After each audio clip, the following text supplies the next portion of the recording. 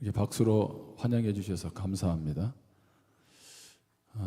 좀 전에 찬양을 이렇게 들으면서 참 힘이 나더라고요. 우리 인생길이 뭐 꽃길만 있으면 얼마나 좋겠어요. 근데 두렵고 또 폭풍우 몰아치고 힘든 일의 연속이잖아요. 산 넘어 산이라는 말을 들어보셨죠? 하나하나 산 넘으면 또 다른 산이 기다리고 있잖아요. 그런데 그 길에 우리 주님이 함께 하시는 줄 믿습니다. 임마누엘의 주님이 함께 하시면 여전히 두렵고 여전히 힘들어도 우리는 능히 모든 삶을 이겨내게 될 줄 믿습니다. 그렇다면 옆에 분하고 인사 한번 해보세요. 참 좋으시겠습니다. 그 하나님이 함께 하시니까, 그렇죠? 예.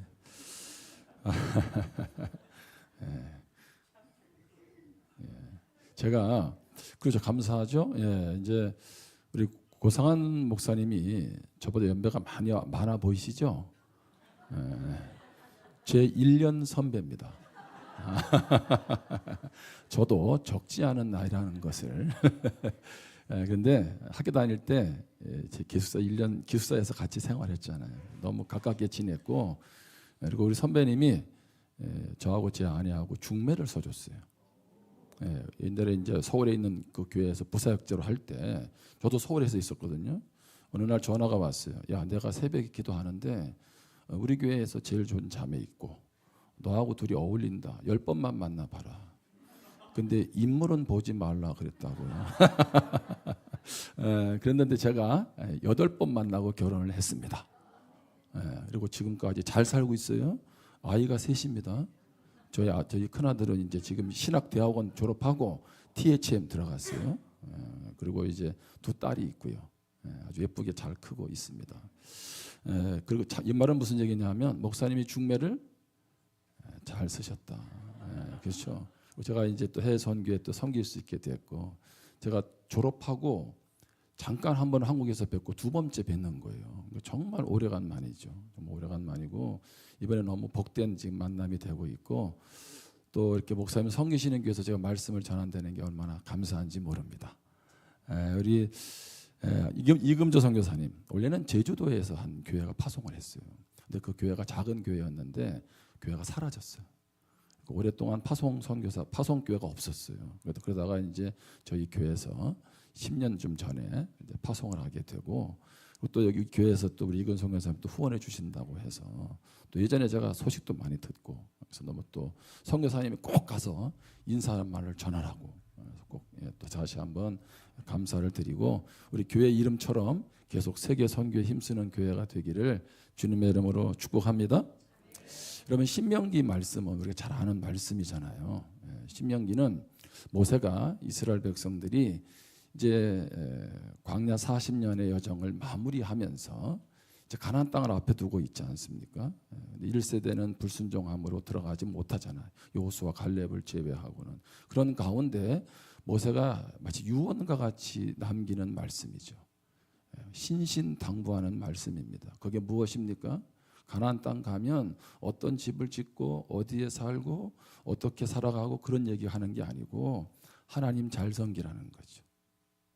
다른데 어떤 비결이 있는 것이 아니라 하나님께 순종하면 이것이 너희에게 복이 될 것이지만 불순종한다면 너희에게 하나님의 축복이 누려질 수 없을 것이다.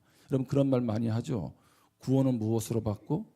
은혜로 받고. 축복은 무엇으로 받고? 순종으로 받는다. 이런 말씀을 하잖아요. 그래서 모세가 가장 중요한 얘기를 언제요? 지금 이제 가나안 땅을 앞에 두고 그가 알다시피 여기에서 120살에 세상을 떠나지 않습니까? 그러면서 신명기 말씀을 통해서 당부하고 오늘 말씀에서 모세가 죽는 여호수아에게 기름 붓는 그런 장면이 말씀으로 기록되어 있습니다. 자, 우리 같이 한번 신명기 34장 7절 말씀을 같이 한번 읽겠습니다. 시작. 모세가 죽을 때 나이 120세였으나 그의 눈이 흐리지 아니하였고 기력이 쇠하지 아니하였더라. 아멘. 자, 모세가 나이가 몇 살입니까? 120살. 눈이 좋아요, 안 좋아요? 아주 좋아요. 시력이 좋아요. 그리고 기력도 어떻게 해요? 쇠하지 않았어요. 자, 그런데 제가 한번 우리 성도님들하고 이렇게 얘기를 나누다가 80 넘으신 어르신이 그러시더라고요. 목사님, 이제는요 제 옷이 무거워요 그러시더라고요. 그러니까 겉옷이 무겁다는 거예요. 저는 한 번도 옷이 무겁다는 생각을 안 해봤어요. 지금도 저는 옷이 무겁지 않아요. 근데 연세가 드니까 이제 옷도 무겁다는 것이 느껴진다는 거죠. 참 인생이 참 그렇구나 하는 그런 생각을 제가 한 적이 있습니다. 여러분, 앞이 안 보인다면, 그렇죠? 시력이 흐려진다면 얼마나 힘들겠어요, 그렇죠? 저도 이렇게 안과를 가는데 의사가 그랬어요. 목사님이 이제 조만간에 오시게 될 거라고. 안경을 써야 되니까. 근데 그 말 한 지 제가 15년 동안 아직 안 가고 있습니다. 이걸 은혜라고 이야기합니다. 예, 그렇잖아요. 목사는 책을 봐야 되고 이렇게 또 많은 시력을 쓸 일이 많은데, 그렇다고 뭐 또 고상한 목사님 안 감사하다는 얘기는 아니잖아요. 안경을 주셨으니까. 자, 근데 그러면 무슨 얘기냐 하면 모세는 눈도 좋아요. 기력도 있어요. 근데 왜 죽었을까요? 그렇죠? 아니, 더 사명을 감당하면 안 될까요? 그런데 하나님은 모세에게 지금 뭘 말씀하고 있는 거예요? 너는 이제 사명을 다 했다는 거죠. 여러분, 어떤 사람은 병들어 죽습니다. 어떤 사람은 길에서도 죽기도 하고요. 사고로 죽기도 하지요. 근데 우리는 어떻게 살다 죽어야 돼요? 사명 감당하다가. 제가 한 번씩 병원 신방 가면 어르신한테 하는 얘기가 있어요. 집사님 아직 안 돌아가신다고. 왜요? 아직 사명이 안 끝났으니까. 우리 인생은 사명으로 사는 인생인 줄 믿습니다. 여러분, 예수님이 33살에 돌아가셨어요. 예수님 언제 돌아가시면 좋겠어요? 예수님 같은 분은 오래 사시면서 더 여러 가지 일들을 하시면 좋잖아요. 그런데 왜 33살에 돌아가셨냐고요? 그 이유는 뭘까요? 사명을 다하셨기 때문에. 예수님이 십자가에 죽으시면서 뭐라고 마지막 말씀하셨어요? 다 이루었다는 거. 뭘 다 이루었습니까? 하나님이 맡기신 사명을 다 이루신 거죠. 아멘? 바울도 마찬가지입니다. 디모데 후서 4장 7절에 보면 내가 선한 싸움 싸우고 나의 달려갈 길 다 달려가고 믿음을 지켰다. 이제 후로는 하나님이 의의 면류관 예비해 두셨다. 나뿐만이 아니라 내 이어서 믿음으로 살아오며 하늘나라 바라보는 사람에게 다 주신다는 거예요. 여러분에게도 그 의의 면류관 주시는 줄 믿습니다. 바울도 이 사명 다 했기에 그가 이제 하나님 앞에서 마지막 최후를 맞이하는 것 아니겠어요? 여러분, 그렇게 보면 그냥 살아가는 것 아니라 사명으로 살아가는 것이 축복인 줄 믿습니다. 여러분, 사명이라는 것은 내 삶의 의미와 목적입니다. 누구보다도 우리가 복된 것은 뭐예요? 우리에게 사명을 맡기신 분이 그 누가 아닌 하나님 아버지이신 줄 믿습니다. 고린도서 3장 9절에 보면 우리를 하나님의 동역자라고 말했습니다. 사명 아무에게나 맡기지 않습니다. 사명을 짐이라고 비유할 수 있습니다. 짐. 그냥 살아가지 않고 사명을 감당한다는 것은 무언가 해야 된다는 짐이라고 느껴질 수 있어요. 그런데 여러분, 지난 우리의 삶을 가만히 보면 짐이 있어서 힘들기도 했지만 짐 때문에 살아왔어요. 뭘 말하고 있나요? 여러분, 미국에 와서 살아가는 거 쉽지 않잖아요. 저도 몇 번 미국에 와보지만 이게 미국에서의 삶이 정말 참 쉽지가 않구나. 이곳에서 뿌리를 내린다는 거, 경제적인 안정을 취한다는 거, 자녀가 나름대로 성공하기까지 정말 쉽지 않더라고요. 어떻게 보면 뿌리 내리기 위해서 자녀를 제대로 양육하기 위해서 이곳에 정착하는 여러분의 삶이 버거웠죠. 그런데 그 짐 때문에 여러분 살아오지 않으셨어요? 여러분, 그렇게 보면 사명이라고 하는 것은 부담스러운 것만이 아니라 그 사명 자체가 나를 견디게 하는 축복이 되는 줄 믿습니다. 뿐만 아니라 그 사명을 감당하는 과정 속에서 하나님의 손길을 경험했잖아요. 그렇다면 그것이 축복이 아니겠냐는 거예요. 여러분, 사명을 짐으로만 여기지 말고 사명을 맡은 것이 축복을 알기를 주님의 이름으로 축원합니다. 두 번째로 보세요. 사명은 누구에게 맡겨요? 아무에게나 안 맡겨요. 믿을 수 있는 사람에게 맡깁니다. 무슨 얘기입니까? 제가 고등학교 시절에 담임 선생님이 저에게 한 가지 일을 맡겼어요. 제가 이제 반장을 했거든요. 일부 예배는 안 가르쳐줬던 비밀인데 이게. 예? 그래 이제 저에게 선생님이 아침마다 학교 가면 교무실에 가가지고 칠판에 써 있는 한자 사자성어를 적어서 옮겨 놓으라는 거. 그 뜻하고 같이 풀어가지고. 그럼 제가 아침에 딱 출근하면 교무실에 가서 선생님께 인사를 하고 거기 선생님들 인사를 하고 사자성어를 딱 보고 와서 이제 교무실 오른쪽에 저 위에다가 딱 적는 거예요. 이렇게 통용구에. 그러면 친구들이 그걸 보고 또 외워야 돼. 외우고 이제 그걸 또 이제 하루하루 이제 묵상하도록 하는 거죠. 근데 그 일을 누가 맡겼다고요? 제 담임 선생님이. 누구에게? 저에게만. 제가 그런 사람이에요. 예? 예. 그거 어떻게 보면 별것도 아닌데 선생님이 누구에게 맡겨서 저에게 맡겼다는 게 있잖아요. 다른 친구들 앞에서 내가 이래도 이 정도야라는 그런 어깨에 힘을 줬다고. 그래서 제가 우리 아이들에게 얘기했어요. 아빠는 이런 일이 있었다. 어깨 힘 줬다 그랬더니 아이가 뭐라고 하느냐 하면 아빠 요즘엔 우린 시켜도 안 해 그러더라고. 예? 요즘엔 별로 그런 거 귀하게 안 얘기인데 근데 우리 시대는 그랬어요. 여러분 아무에게나 일을 맡깁니까? 믿을 수 있는 사람에게 맡기는 거잖아요. 예. 여러분 아무에게나 주의 일 맡겨요? 믿을 수 있으니까 맡기는 거 아니겠어요? 그렇다고 힘들다고만 생각하지 말고 목사님이 나를 믿어줘서 누가? 하나님이 나를 믿어줘서 세워줬구나. 그렇게 감당하기를 주님의 이름으로 축복합니다. 그럼에도 불구하고 사명으로 가는 길이 결코 쉽지 않아요. 오늘 신명기 말씀을 다 읽지 않았지만 신명기 44장 내용을 쭉 보세요. 마지막 마무리도 애굽에서 그들을 건져낼 때 이스라엘 백성들을 건져낼 때 주어가 뭐예요? 모세가 아니에요. 여호와께서. 그러니까 여호와께서 모세가 사명 감당할 수 있도록 뭐예요? 붙들어 주셨고 인도해 주셨다는 거예요. 여러분 생각해 보세요. 광야 40년의 여정 속에 하늘에 구름 기둥, 불 기둥 모세가 좌우했습니까? 마실 물, 만나와 메추라기, 먹을 음식들 모세가 공급했습니까? 아니요. 누가 다? 하나님이. 모세 너는 내가 너에게 맡겼으니 그 길을 가고 나는 어떻게 한다? 내 인생 책임진다는 거죠. 모세가 이스라엘 백성들을 구해내기 위해서 이제 그 애굽으로 갈 때, 애굽으로 다시 들어갈 때, 하나님 사명 맡아서 갈 때 모세는 뭘 가지고 갔습니까? 지팡이 하나 가지고 갔어요. 그렇죠? 지팡이에 무슨 능력이 있어요? 너는 누구만 의지해라? 나만 의지해라. 내가 너의 인생길 뿐만 아니라 이스라엘 백성들을 인도하시겠다고 말씀하시는 것 아니겠습니까? 무슨 얘기예요? 하나님은 사명만 맡기시지 않고 감당할 힘 주시는 줄 믿습니다.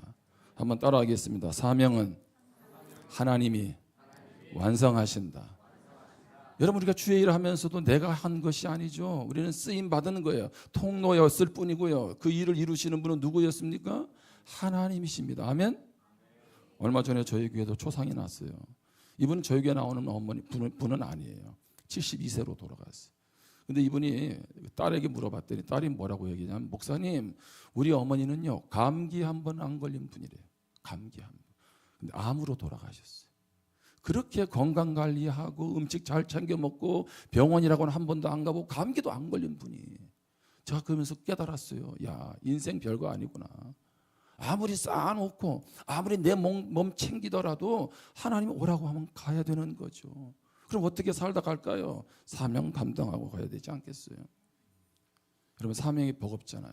근데 저도 이제 고등학교 시절에 이제 제가 하나님이 저를 부르셨다는 마음이 있어서 이제 목회로 가겠다고 이제 서원을 했어요. 목회를 했는데 저희 아버님이 침례교 목사님이에요. 이제 지금은 돌아가셨는데 이제 이렇게 시골 교회도 오랫동안 목회하시고 힘들었어요. 그러니까 제가 아버지 목회를 딱 보니까 자신이 없더라고. 내가 아버지 목회 따라갈 자신이 없는 거예요. 그래서 제가 선배님 뒤를 위해서 저도 학사 상교로 갔는데 제대하고 나는데 제대 전부터 고민이 되기 시작한 거예요. 하나님 부르셔서 안 가면 이게 나한테 분명히 좋지 않을 것 같은데 본 건 있잖아요. 하나님 앞에 불순종해서 좋은 건 하나도 없더라고. 돌고 돌아서 결국 그 길 가더라고. 그래서 제가 아는 건 있기 때문에 일단은 순종하자고 했는데 마음이 편치를 않은 거예요. 그래가지고 제대를 하고 나서 제가 이제 2주 금식을 작정하고 대전에 우리 신학교 옆에 있는 충남 있는 공주에 이제 공주에 한 기도원을 들어갔어요. 2주 금식. 자 하나님이 나를 만나주면 목회하고 안 만나주면 안 하겠다고. 일주일 동안 막 열심히 은혜를 받았어요. 강사님 이름도 안 잊어먹어요. 강사님 이름이 이권능이에요. 권능. 막 본능이 있는 말씀이 선포됐는데 정작 은혜는 받았는데 소명에 대한 건 없더라고요. 실망스럽잖아요. 그래가지고 이제 2주 작정을 했으니까 돌아갈 수는 없고 그래서 이제 그 주일날 예배를 참석했어요. 그 기도원 예배를. 다 흩어지고 기도원에서 밥하는 분들하고 한 10명 정도가 앉아 있었어. 근데 그때 이 기도원 원장님이 설교도 안 했어요. 한 5분, 성경 읽고 5분 만에 끝냈는데 그때 읽은 말씀이에요. 요한복음 5장 17절 말씀. 예수께서 그들에게 이르시되 내 아버지께서 언제까지? 아버지가 지금까지 일하시네. 누구도? 나도 일한다 하시매. 그러니 이 말씀이 무슨 얘기예요? 너도 일하라 그런 얘기잖아요. 그 말씀을 읽는데 그냥 내 말씀으로 제가 거기서 꼬꾸라진 거예요. 그리고 하나님, 내가 하나님 이 길을 갈 때 어떻든 열심히 충성 다음에 달려가겠습니다. 그렇게 하고 금식을 끝내고 한 주간 더 은혜 받고 내려와서 이제 서울로 가게 된 거예요. 그때 내려와서 사역지가 서울로 가게 됐어요. 가게 됐는데 사역, 여러분 알다시피 이제 이게 사역이 쉽지가 않잖아요. 부사역자 하는 게 힘들기도 하고. 그래서 이제 제가 사표를 내려 그랬어요. 여러 가지 얘기가 있지만 한 가지만 하고 있는 줄 알았는데 사표를 딱 내려고 했는데 우리 관리 집사님이 이제 그날 사표를 내려고 출근하는 날에 전도사님 하면서 아침에 인사를 막 하는 거예요. 그래서 왜 그러냐 그랬더니 내가 어젯밤에 전도사님 꿈 꿨어요 그러더라고요. 그래서 무슨 꿈 꿨는데 그랬더니 꿈에 콩가마니가 이렇게 하나가 딱 나오대요.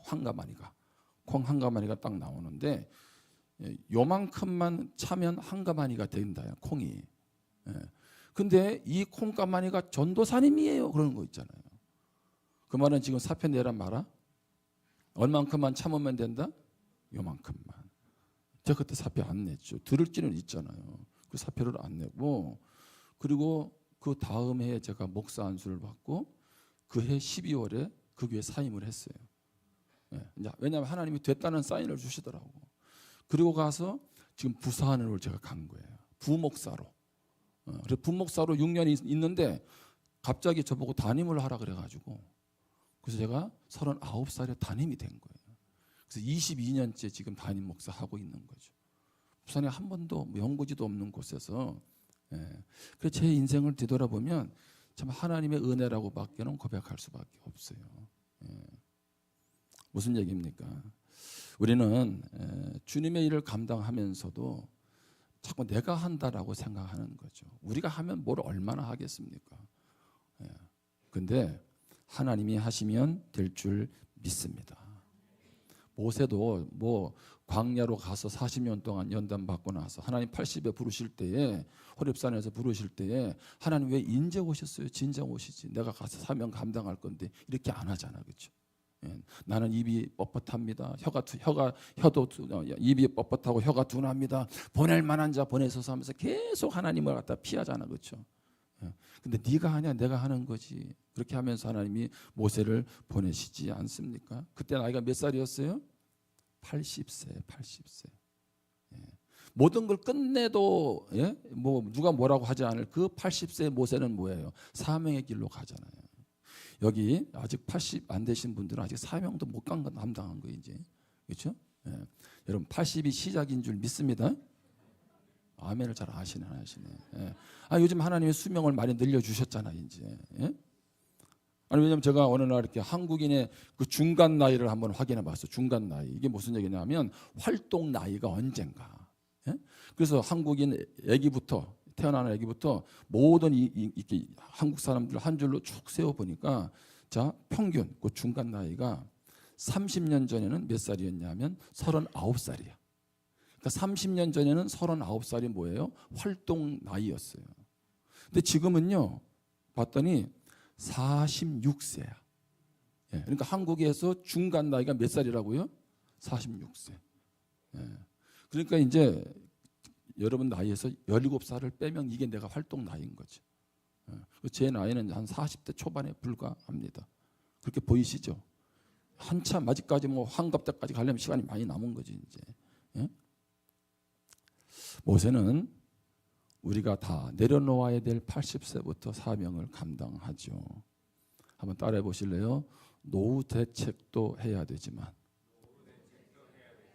사후 대책도 해야 한다.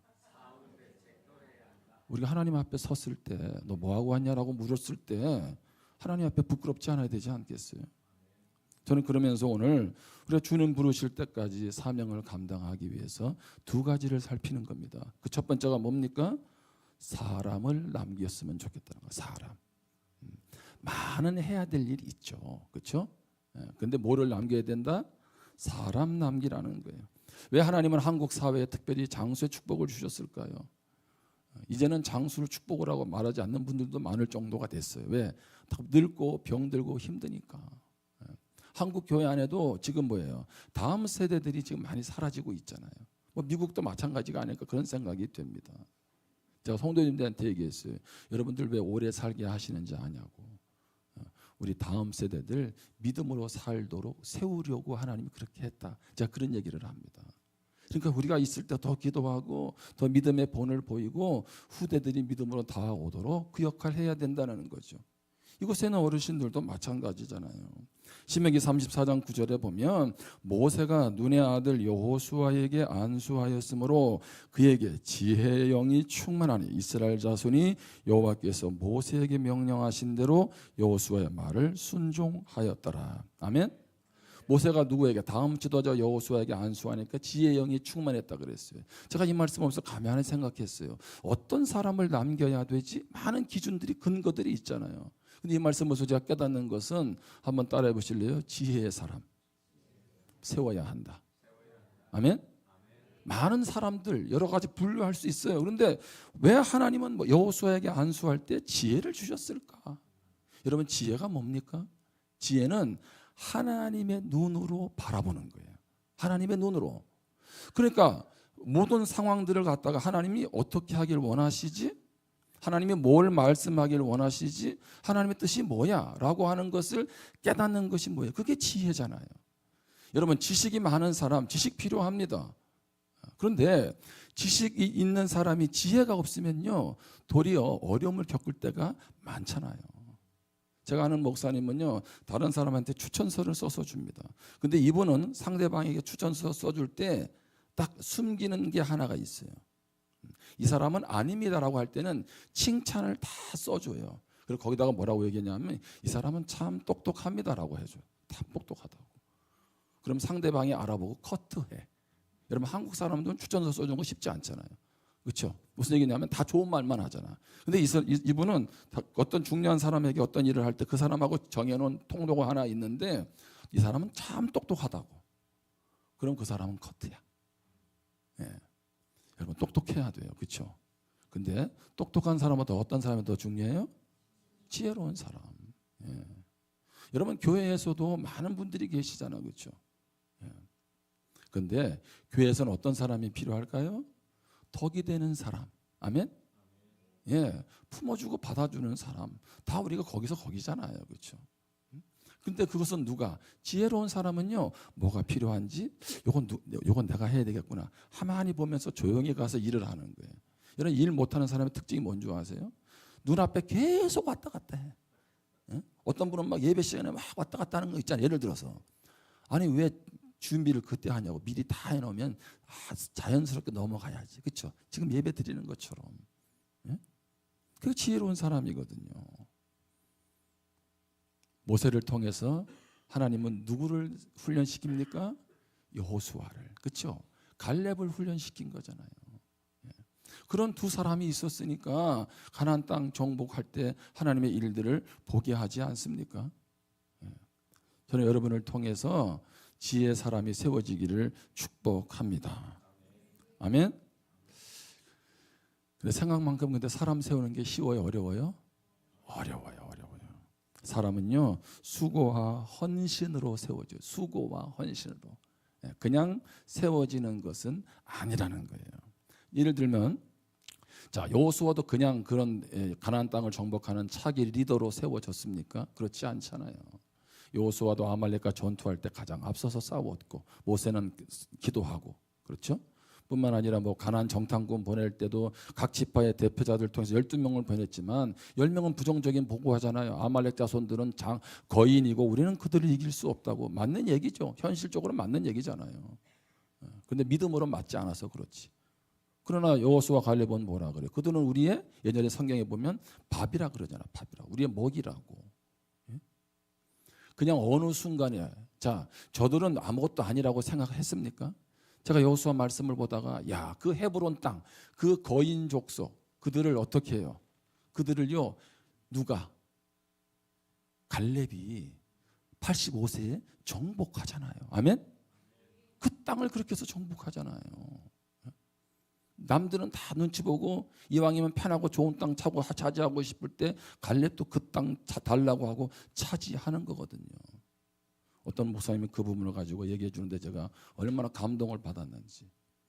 하나님의 자존심을 풀어줬다는 거예요. 85세에 갈렙이 왜 그때 아말렉 자손은 거인입니다, 우리는 안 됩니다라고 할 때 하나님이 얼마나 마음이 상했겠냐는 거예요. 내가 함께 가면 다 이길 수 있는데, 근데 그 한을 누가 풀어줘요? 갈렙이 풀어주는 거잖아요. 뿐만 아니라 모세는 가나안 땅 들어가지 못하지만 누가 그 역할들을 여호수아가 훈련해서 감당하잖아요. 그냥 여호수아가 되고 그냥 갈렙이 되는 것은 아니었어, 그렇죠? 하나님의 마음으로 그들을 품고 섬겼잖아요. 우리 잘 아는 것처럼 바울도 에베소에서 3년 동안 사역을 감당하지 않습니까? 우상 많이 섬기는 거, 에베소 땅에서 그들을 믿음으로 세운다는 거 결코 쉽지 않았습니다. 얼마나 그가 그들에 대한 사랑하는 마음이 있었겠어요. 그런데 그가 이제 에베소 교회 성도들을 못 만나지만 밀레도에서 장로들을, 교회 지도자들을 초청하지요. 그리고 그들에게 뭐라고 얘기합니까? 사도행전 20장 31절에 보면 그러므로 여러분이 일깨어 내가 3년이나 밤낮 쉬지 않고 눈물로 각 사람을 훈계하던 것을 기억하라. 내가 여러분 3년 동안 돌봤는데 어떻게 보냈어요? 밤낮 쉬지 않고. 저는 밤낮 쉬지 않는다는 걸 알아요. 시차 적응해 보니까 그렇더라고.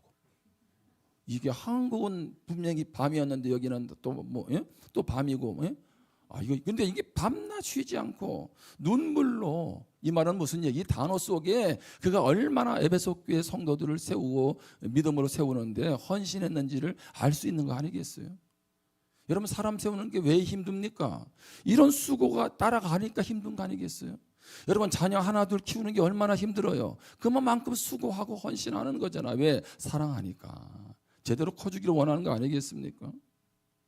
바울이 갈라디아에서 복음 전하면서 그들이 죽기로 돌아오고 그런 놀라운 복음의 역사가 일어나는데 어느 날 보니까 이들이 뭐 할례를 받아야지, 뭐 율법을 의지해야지, 뭐 구원받는다는 이상한 얘기, 그런 얘기들, 다른 복음을 통해 구원받는 얘기를 듣게 되잖아요. 그때 갈라디아 교회를 향해서 뭐라 그래요? 갈라디아 4장 19절 말씀을 같이 한번 읽겠습니다. 시작. 나의 자녀들아, 너희 속에 그리스도의 형상을 이루기까지 다시 너희를 위하여 뭐를 한다고요? 해산하는 수고. 그동안 예수 믿게 하는 그 일을 위해서 얼마나 힘들었어요. 마치 여인이 아이를 낳는 것 같은 엄청난 수고가 있었는데 이제 다시 복음에서 떠나가고 있는 그들을 향해서 다시 해산하는 수고한다는 거예요. 저는 영천에서 우리 학사장교 훈련을 받았습니다.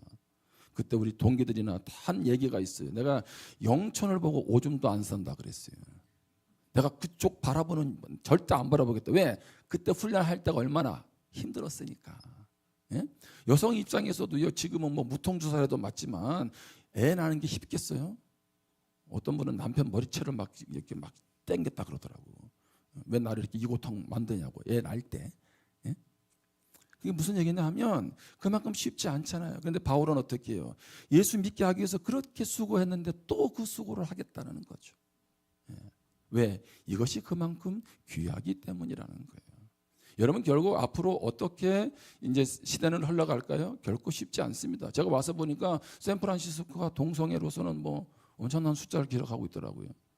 저도 길거리에서 그런 모습들을 보는데 세상은 점점 완악해지지 않습니까?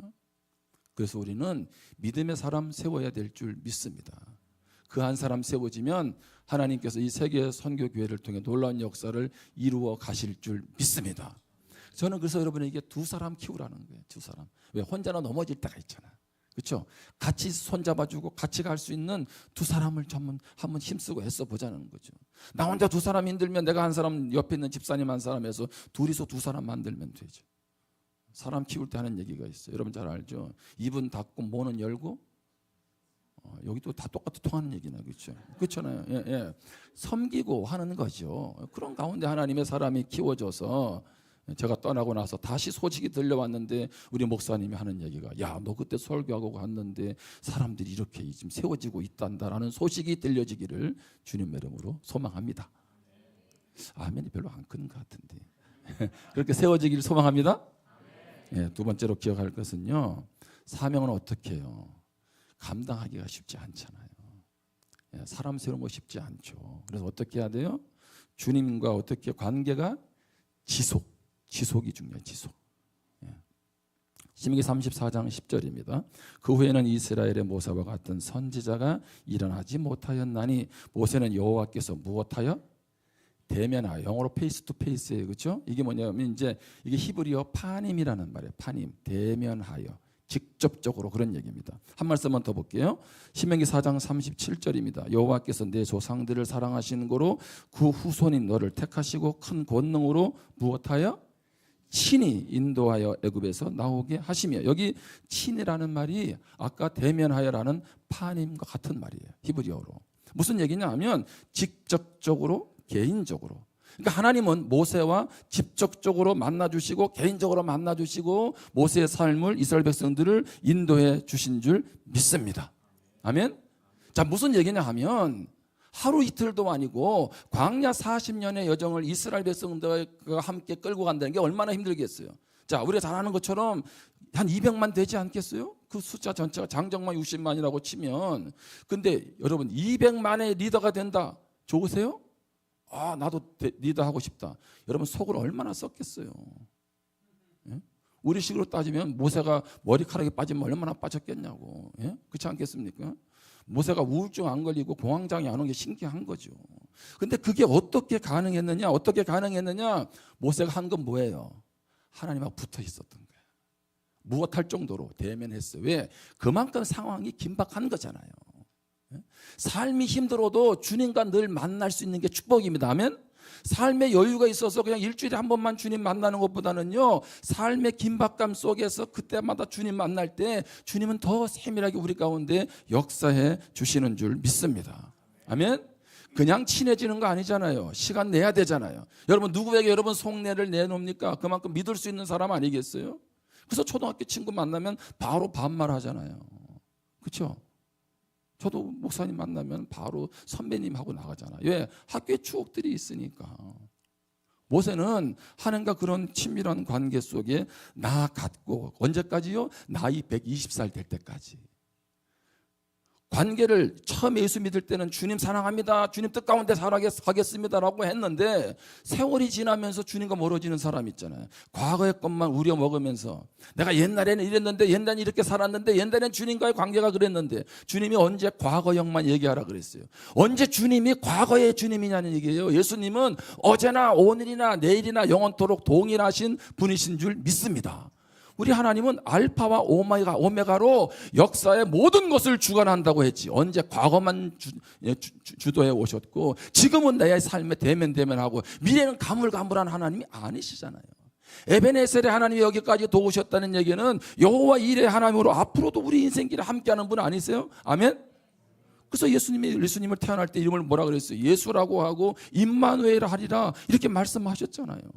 근데 내 삶에 이 하나님이 나의 하나님이 되셔서 내 인생을 이끌고 간다면 이것처럼 기쁘고 축복된 일이 어디 있냐는 거예요. 그런데 그 능력의 하나님은 저 뒤로 하고 어느 회사에 들어가야 우리 자녀가 잘 되고 우리가 경제적으로 여유 있을까, 그것만 생각하고 있지는 않나요?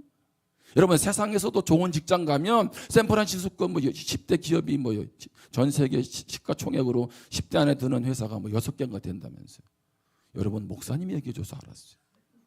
네, 그래서 이거 대단한 곳에 사신다. 여러분 그런 데도 들어가죠. 일하면 감사하죠. 근데 거기 왜 들어갑니까? 연봉도 높고 대우도 받잖아요. 근데 우리 하나님이 그 회사 사장보다도 못하시냐고. 샌프란시스코를 만드신 분이 누구세요? 하나님이시죠. 온 우주 만물을 주장하는 분이 하나님이시잖아요. 근데 왜 하나님의 자녀들이 기죽어 사냐는 거지. 왜 그래요? 우리가 하나님과 어느 순간 너무 멀어졌어요. 오늘도 그 하나님으로 만나야 되는데 어제의 하나님으로 끝나지 않았냐는 거예요. 바라기는 이 아침부터 다시 그 주님과 관계가 더 깊어지시기를 주님의 이름으로 축원합니다. 왜냐하면 이 관계가 없으면 계속적으로 걱정하며 사는 거예요. 앞으로 미국 사회가 잘 될까? 트럼프 대통령이 됐는데 잘 될까? 연금은 제대로 나올까? 이거 어떻게 될지 모르잖아요. 와서 보니까요, 밥 사 먹기가 힘들더라고. 예? 설렁탕 한 그릇이 4만 원, 5만 원 한다니까 손이 떨려가지고 여기 와서 먹은 거는 지금 햄버거하고 쌀국수밖에 없어요. 이게. 오늘 한식 준다 그래서 얼마나 기대하는지 모르겠어요. 예? 여러분 정말 힘든 곳에 살고 계십니다. 쉽지 않아요. 쉽지 않아. 그런데 우리는 누구의 힘으로 살아요? 주님 주시는 은혜로 힘으로 사는 거 아니겠어요? 아멘? 모세는 어떻게 해요? 마지막까지 이 관계를 하나님께서 놓치지 않았어요. 자, 마무리합니다. 모세 보세요. 모세는요, 왜 이게 중요했냐면 온유함이 남달랐습니다. 민수기 12장 3절 말씀을 같이 한번 읽겠습니다. 시작. 이 사람 모세는 온유함이 지면의 모든 사람보다 더하더라. 아멘. 그러니까 모든 사람 중에 온유의 대명사 그럼 누구예요? 김종성 목사라고 하지 않고 누구라고요? 모세. 근데 제가 어느 날 가만히 봤어요. 모세가 온유하다고요? 자기 성격을 잘 다스리고 아주 힘을 함부로 사용하지 않는 그런 사람, 부드러운 사람, 온유한 사람. 예수님도 온유하다고 말씀하잖아요. 근데 어느 날 보니까 모세는 내가 볼 때 아무리 생각해도 온유하지 않아. 왜? 애굽 사람 하나 때려 죽여가지고 도망갔잖아요. 어디로? 광야로. 여러분 사람 때려 죽이는 사람이 온유한 사람이에요? 무슨 얘기입니까? 모세가 변화된 줄 믿습니다. 그렇게 자기 나름대로 의로움을 가지고 사람까지 죽였던 그가 이제 뭐예요? 주님과 어디서 광야 생활을 하면서 뭐예요? 변화된 거죠. 아멘? 옛날에는 함부로 말할 수 있어요. 옛날에는 함부로 행동할 수 있어요. 그런데 예수 믿고 나서 어떻게 했어요? 변화된 거죠. 변질이 아니라 변화된 거죠. 그러니까 하나님은 뭐라 그래요? 모세의 인생을 향해서 너는 모든 사람보다도 온유하다라고 말씀하시는 거예요. 주님과의 관계가 지속적이지 않았다면 이런 말을 들을 수가 없었겠죠. 뿐만 아니라 모세는요 모압 땅에서 멈추었어요. 모압 땅에서. 오늘 읽은 말씀 앞부분에 보면 신명기 34장에 하나님께서 모세를 어디다가 묻어요? 모압 땅에서 이제 모압 땅 다시 말하면은 이제 그 가나안 땅 가기 전에 그렇죠? 이 땅에 모압 땅에서 그 어느 골짜기에 묻혀서 죽는데 어디 묻힌지도 몰라요. 자 그러면 한번 생각을 해보세요. 모세가 모압 땅에서 이제 하나님이 말씀하시는 거예요. 너는 가나안 땅 못 들어간다. 못 들어가고 너는 여기서 끝이야. 이렇게 하나님이 말씀하시는 거예요. 여러분 그럼 섭섭해요? 안 해요? 섭섭하죠. 저 같아도 섭섭할 거예요. 하나님 40년 동안 이 백성들을 이끌고 내가 가나안 땅을 가기 위해서 여기까지 왔는데 이제 요단강만 건너면 되는데 그래도 거기까지 가서 땅은 밝게 하고 나를 불러가셔야지 어떻게 섭섭하게 여기서 멈추라고 할 수 있냐고 말할 수 있어요 없어요?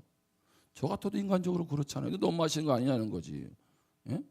사람들로 말하면 달면 삼키고 쓰면 뱉는 뭐 그런 거 아니냐고 이렇게 말할 수도 있잖아요. 모세가. 근데 모세가 어떻게 얘기합니까? 그렇게 말하지 않아요. 불순종하지 않습니다. 근데 저 더 안타까웠던 것은 하나님 아무 말씀 안 하면 좋겠는데 너 가나안 땅 왜 못 들어가는 줄 알아? 그 얘기까지 해주셔. 뭐 해다가 무리바에서 내가 명해서 물을 내게 하라 했는데 반석을 2번 쳐서 너는 불순종했기 때문에 못 들어가 그러는 거예요. 아니 우리가 2번 칠 수도 있지. 여러분 지금까지 불순종 안 하셨어요? 그렇잖아요. 그러면 이 정도는 봐주셔야지. 그렇게 말할 수도 있잖아요. 근데 모세는 그렇게 하지 않습니다. 그냥 여기서 스톱하니까 어떻게 해요? 스톱했어요. 무슨 얘기예요? 하나님을 신뢰한 줄 믿습니다. 나는 하나님이 하라고 하는, 하나님이 멈추라고 하면 멈추고 가라면 가는 사람이지. 그가 주님과의 관계에서 그만큼 뭐예요? 변화되고 성숙한 거예요. 여러분 어떤 일이 잘 되고 있어요. 목사님이 그만하세요. 그러면 뭐라고 얘기합니까? 예, 이렇게 하세요? 목사님 언제까지 일 시킬 때는 언제고 이제 와서 말이 뭔가 되는데 그만두라 하지 않냐고 이렇게 말할 수 있어 없어요? 있잖아요. 그런데 어떻게 해요? 모세가 주님과의 관계를 맺다 보니 하나님 멈추라 하니까 멈추는 거예요. 나는 이해되지 않아. 나는 가나안 땅 들어가고 싶죠. 마지막 영광도 보고 싶은데 그것보다 더 중요한 건 뭐예요? 내 영광이 아니라 하나님의 영광이라는 거예요. 나에게 가장 축복된 것은 끝까지 하나님 말씀에 순종하는 것이고 하나님의 뜻이 이루어지는 것이다라고 그는 생각하고 있었던 거죠. 모세의 무덤 모릅니다. 그렇죠? 모세는 어디 두었는지 모압 땅에 묻혔는데 오늘 말씀 앞부분에 보면 어디에 묻혀 있는지 몰라요. 제가 생각을 해봤어요. 하나님께서 아마 그렇게 얘기하지 않았을까? 어디 있는지 모세 무덤이 알면 사람들이 신으로 추앙할지 모르니까 장소를 모르게 했다라고 생각도 되고, 제가 또 하나 묵상된 게 뭐였냐면 모세가 알리지 말라고 했던 것 같아. 이건 제 추측입니다. 왜요? 내가 어디 묻혀 있는 걸 알면 거기다가 뭘 만들까 봐. 이거 누구의 무덤이다? 모세의 무덤이다. 누구처럼? 스탠포드 대학교 가면 있더라고. 누구의 무덤이? 목사님이 알려줬어요. 여기 무덤에 스탠포드, 그다음에 부인, 그다음에 그 주니어까지 3명의 무덤이 여기 있다고. 거기서 목사님들이 사진을 찍더라고요. 예? 그렇지 않게 스탠포드 하면 그분들 기억나듯이 모세도 그럴 수 있잖아요. 근데 모세는 뭐라 그랬을 거 아니야? 아니야. 내가 여기까지 올 수 있었던 것은 하나님의 은혜야. 아멘? 내가 아니야. 하나님이 하셨지. 예? 하나님이 영광 받아야지 내가 영광 받으면 안 돼. 모세가 성숙됐다는 건 뭐예요? 모세가 죽고 주님이 사신 거예요. 갈라디아서 2장 20절의 말씀을 같이 한번 읽겠습니다. 시작. 내가 그리스도와 함께 십자가에 못 박혔나니 그런즉 이제는 내가 사는 것이 아니요 오직 내 안에 그리스도께서 사시는 것이라. 이제 내가 육체 가운데 사는 것은 나를 사랑하사 나를 위하여 자기 자신을 버리신 하나님의 아들을 믿는 믿음 안에서 사는 것이라. 아멘. 예수를 믿는다는 건 뭡니까? 내가 죽고 예수님이 사는 것인 줄 믿습니다. 이것은 죽을 때까지, 사명 다할 때까지 우리가 하나님 앞에서 점검하지 않으면 어느 순간 순서가 뒤바뀝니다. 주님은 죽고 나는 사는 일이 벌어지는 거예요. 그러니까 교회도 어렵고요, 세상도 어려워지는 거예요. 여러분 어디 가서 여러분이 하나님의 미랄이 되고 죽는다면 그 가정이, 그 일터가, 그 교회가 어떤 역사가 일어나겠습니까? 세계 선교 교회가 죽으면 샌프란시스코가 살아날 줄 믿습니다. 아멘을 안 하시네요. 그렇잖아요. 우리가 죽으면 뭐예요? 우리를 통해 하나님의 영광을 드러내시는 줄 믿습니다. 마지막 한 얘기하고 마칩니다. 스탠리 존스라는 인도의 감리교 선교사님이 계셨어요. 스탠리 존스. 이분이 80대 중반의 인생 여정을 돌이키면서 글을 남깁니다. 그 내용이 가장 인상 깊었던 내용은 이런 내용입니다. 나는 83세이고 18세 때보다 지금 내가 그리스도인이라는 사실에 가슴이 더 벅차다. 무슨 얘기냐면 이분은 18살에 예수님을 만났어요. 그때 예수님 만나고 너무 가슴이 벅차고 뜨겁고 좋았다는 거죠. 근데 지금은 어때요? 그때보다 못한 것이 아니라 18살 때 예수님 만났을 때보다 83세인 지금 나는 더 예수 믿는다는 사실이 주님과의 관계로 인해서 더 떨리고 벅차고 축복되다고 말하고 있는 거예요. 이것이 우리의 여정이 되어야 되지 않습니까? 그때는 내가 그렇게 믿음의 열정이 있었고 주님 사랑했는데 에베소 교회처럼 처음 사랑을 배웠다는 것이 아니라 주님과 관계가 더 깊어지고 깊어져서 이런 분이 주님이셨군요. 이런 주님이 나의 삶을 인도해 주셨군요. 나는 지금이 더 좋아요. 나는 주님 지금이 더 감사해요. 아멘? 비록 가진 것 없을 수 있고 능력도 이전같지 못할 수 있고 내 육체도 이전같이 못할 수 있지만 나와 주님과의 관계로 인한 속사람은 더 새로워질 수 있고 더 뜨거워질 수 있는 줄 믿습니다. 하나님은 왜 우리를 4차 산업의 혁명지인 샌프란시스코로 보내셨을까요? 인문학 강의를 하신 고 목사님의 강의 내용 중에 있는 내용입니다. 이 지역의 동성애자가 6%가 있다고 들었고 저도 그 깃발이 있는 곳을 지나왔어요. 이 문명의 새로운 것을 주도하는 실리콘밸리가 있는 이곳이 또 한편에서는 가장 어둠이 역사하는 땅이 되고 있다는 거죠. 하나님은 왜 우리를 하필이면 그 많은 장소 중에 이 땅에 물가도 미국에서 가장 앞서서 비싼 이 땅에 왜 우리를 보내셨나요? 그냥 먹고 살기 위해서 보내신 것이 아니고 오늘 목사님과 함께 이 땅을 변화시키는 하나님의 사람 되기를 원하셔서 우리를 이곳으로 부르신 줄 믿습니다. 함께 주님의 사명을 멋지게 감당하기를 축복합니다.